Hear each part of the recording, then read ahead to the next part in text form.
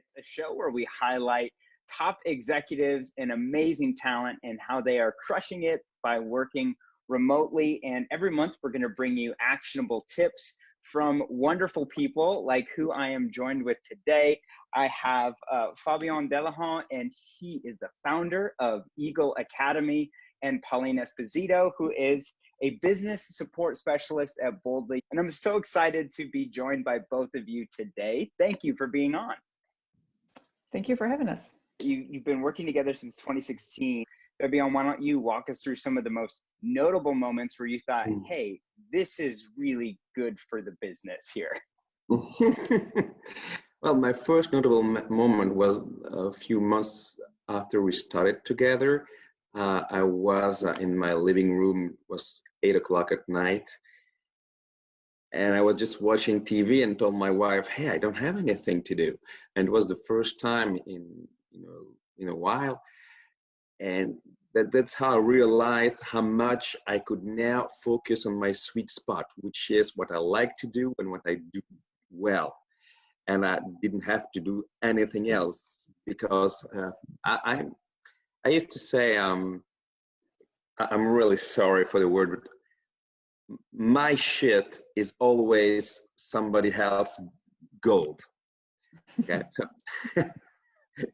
in that case, Pauline's got my shit, but I'm sure I've got hers.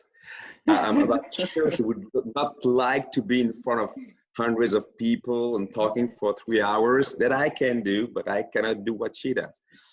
And it really helped me a lot. So after a while, each month at the beginning, we would add hours. And now I had time and I had space to create new products and to focus really on what I would do best. And my profits started skyrocketing. What was it like being able to continuously work in knowing that, like having the confidence that all of the details that needed to be taken care of were taken care of, and you could just completely, focus on those business growth opportunities? Was that a new phenomenon for you, having that sensation of, wow, I can trust someone here? Completely, and I trust her, even though we don't live close to each other. She's in America, I'm in Belgium. But I trust Pauline as well as I trust Olivier, and we are a team, and we work as a team. Even though Olivier is pretty far away too, but we work as a team, and that makes a huge difference. Yeah, that's amazing. And Olivier is another Boldly team member, right? And so surely. Yeah, and so you just kept adding more amazing people. Pauline, why don't you describe maybe some of your most challenging projects or problems that you have tackled together, and how you did that? The biggest one was switching over from a very small and not very functional email system and hosting system to a Google Suite account, which was it was just technically difficult to start with, but also because Fabian, I think you say it yourself, you're not a technical person, you do not like it. So I had to kind of push for a while to get you to understand why it was important to have something that was more performant and easier to use, and it was so we could collaborate more. And so it took a while to get that, and then easier to collaborate. And that's when I feel like things took off, because a lot of my time had been eaten up by just managing those little daily things. But thanks to Pauline, we now have a digital company, a real system, a modern company. And now I remember a story as well, Fabian, where you took, I don't know if it was your first trip away from the company or one of your first trips, but you were able to go out on a boat, be disconnected from your newly digital company, and things ran well. Can you tell us a little bit about what that experience was like as an owner, being able to step away? I was in a boat crossing the ocean for 12 days, and I had told the team, listen, guys, I will not be able to get in touch with. But everything was fine. They had done fine without me. And I thought, well, I'm dispensable. They don't need me. And I then realized the strength you have when you can count on a team and on people who are so much involved in your company, just like it was theirs.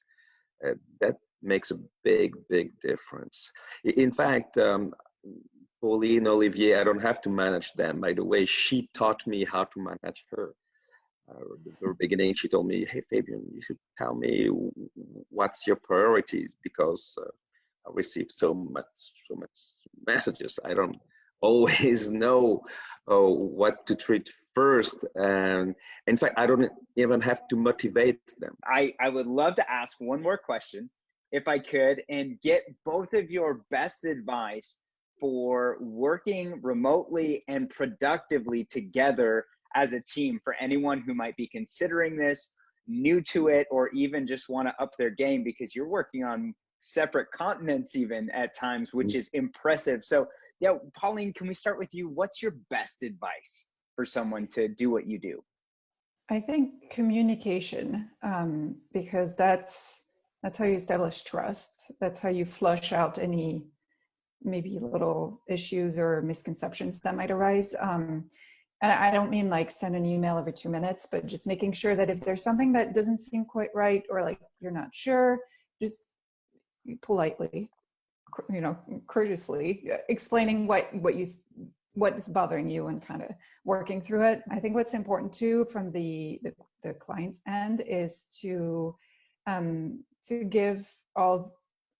be transparent. I'm not saying like, tell me how much is in your bank account, or whatever, your entire planning. Like, I don't need to know what you're going to do with your weekends, but but make sure you give all the information the person needs to do their work.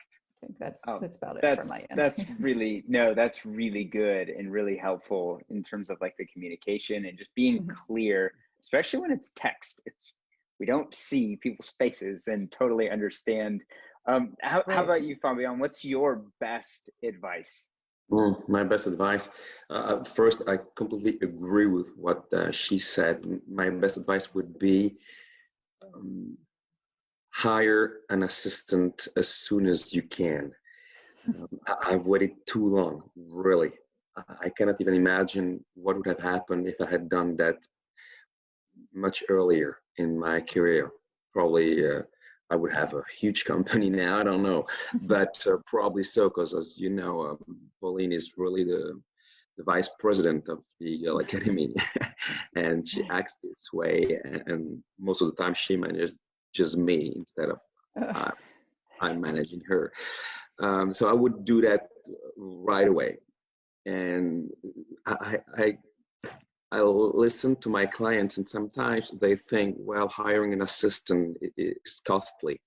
I tell them, no, going on holidays, this is costly.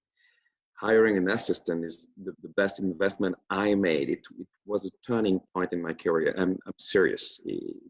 There is a before Pauline and an after Pauline, or before Pauline or after Pauline.